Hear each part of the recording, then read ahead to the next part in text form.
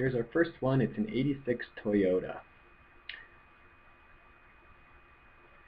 We didn't really know what we were doing, but this is the end result. I think it turned out pretty well for the first one, but we did a lot of things wrong.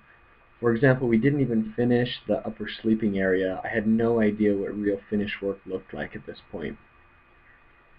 If you look close, you can see runs in the paint and a few other things in this one. We didn't even touch the bathroom, and so that was disgusting in there. The flooring is gross, but we sold it. We did try to use some design elements by using this, I don't know, nautical style in the prints, but we have all the different tones working against each other, and so it didn't turn out to look very good. And then we had this '76 Lindy, which turned out a bit nicer.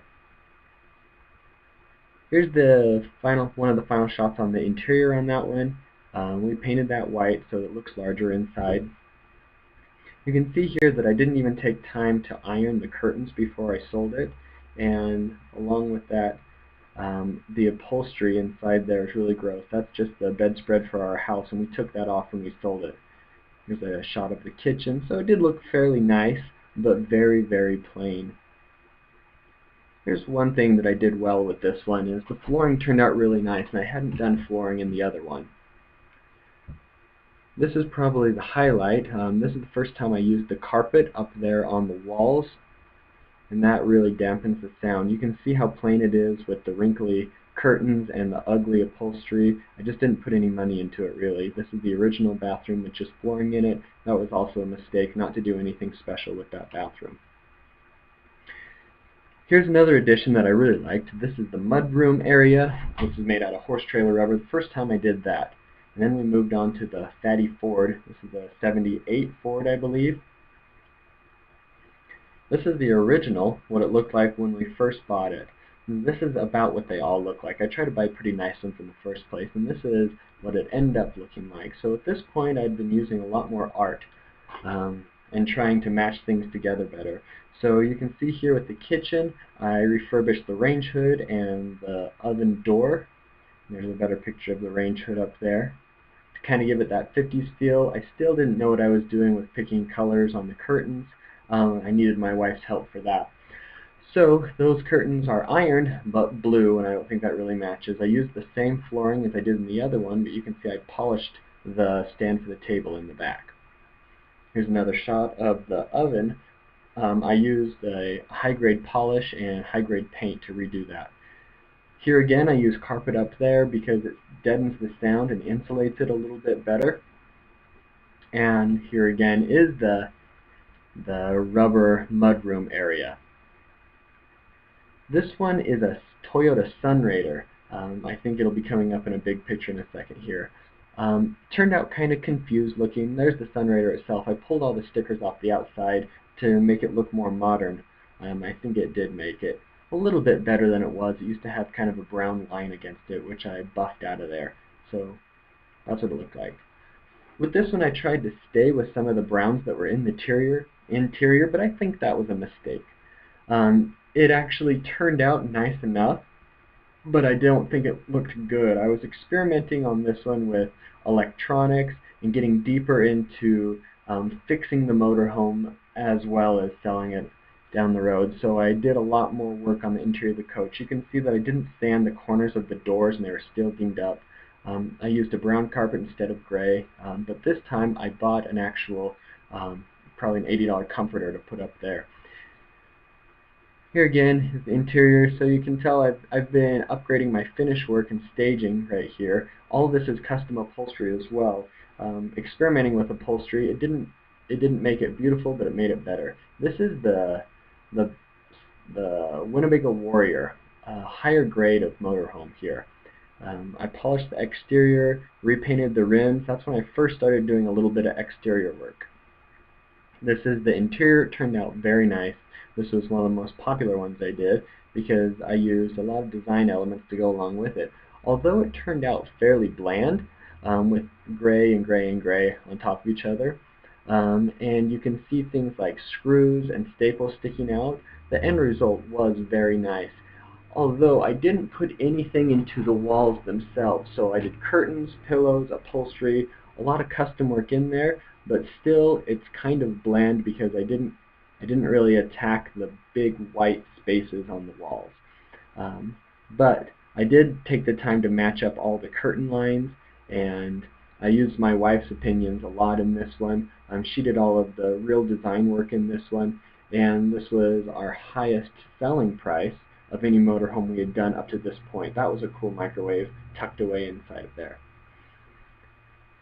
I'm still using the same flooring, but I'm using the carpet in other ways as well, like underneath that couch there. Normally I would just put that carpet. I'm still using the horse trailer rubber as the mudroom, and then I tried a different approach and got a very large diesel pusher motorhome. Got a great deal on this one, and the interior was just disgusting and filthy. So what I learned on this motorhome was um, a lot of the electronics were faulty in this one, so I did a lot of electrical work. That's a new TV I installed. The dash had a lot of issues with it that I had to sort out. I did leather repair on both of the interior front seats, and then I used a finish oil on all the cabinetry and redid the hardwood floors. Then we moved on to the Westphalia, that's a vinyl wrap. It's the first time I've ever done any sort of vinyl wrap, and it turned out pretty well. I also painted the rims on this one. You can tell the difference in color between the top and bottom, because the top's original and the bottom is the new vinyl wrap. So it's not actually painted, but it looks brand new. So I painted like the grills in the back and the rims, but yeah, that's just a sticker that completely goes around the whole thing. I did that new top as well. So I put the same flooring I had been in there, lined it in aluminum. It's a floating floor, and then just polished the interior on this one. What I learned to do with the Westphalia was to market specialty vehicles. Here's an example of the top that I did. That was all ripped up and destroyed when I bought it, and so that's all new fabric there. And then the detail work, like refurbishing this propane tank, went a long way to just giving it those extra little touches, and polishing all the metal inside of the sink and the burners and the stove. I completely removed this engine and had it completely rebuilt.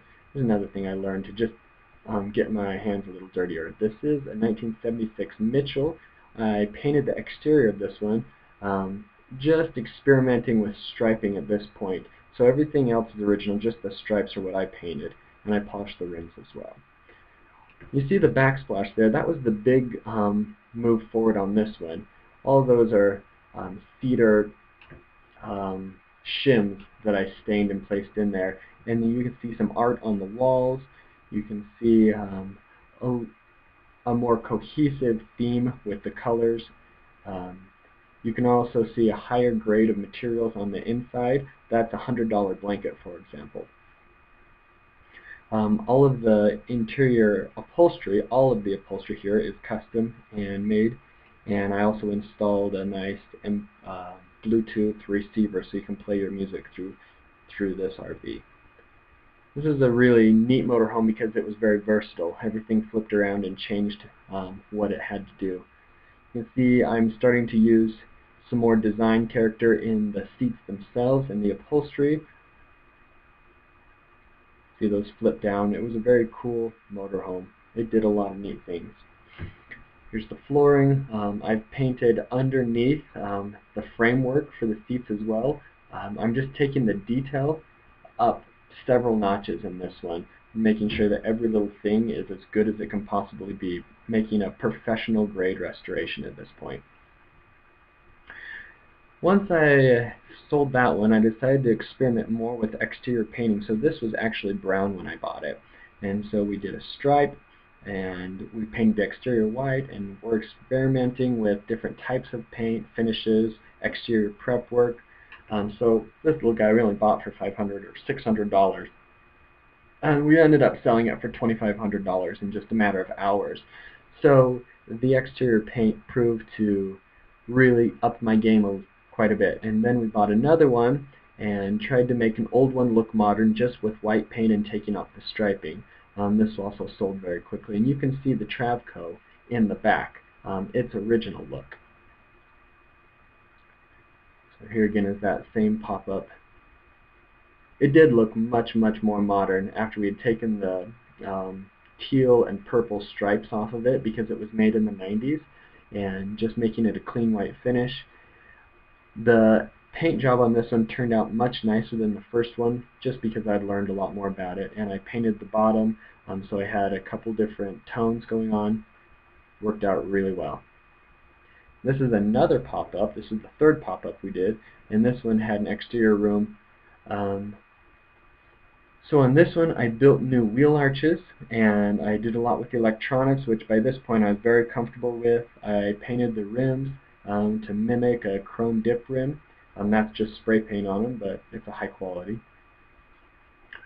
And here again, it sold very quickly just by giving it a more modern look to make it stand out from the crowd. And by this point, all of my finishes were to the professional grade. And now we're starting on the Travco. This is a 1975 Dodge Travco 220. I repainted the entire exterior. Earlier in the video you saw its original cream and orange scheme. I put the striping around. I don't know how well you can see it in these pictures, but the pinstriping around all the paint job. Refurbished the rims, refurbished all the chrome, refurbished all the bright work the whole way around. This was a big build. I polished the aluminum door on the inside and took all the paneling off that was ugly and old. This is by far the highest quality I've done up to this point, and this is where I'm at currently. So you can see the design that goes into this one, putting new cabinetry in it, new electronics in it, using design elements with the upholstery themselves, custom design, not just covered in fabric, but actually using design. Used the same cedar slats to do the backsplash on this one to break up the walls, use art on the walls as well, polish the stove. So now I'm really doing a professional grade restoration at this point. Taking the propane tanks off and completely refurbishing them for not only safety reasons but aesthetics as well, and just taking everything to the next level. All of the exterior bright work all of the screws were replaced with stainless. You can see that the curtains aren't just flat fabric anymore, that they have some design to them as well. The floor is gray in this case. So that's where we're at right now. It's been a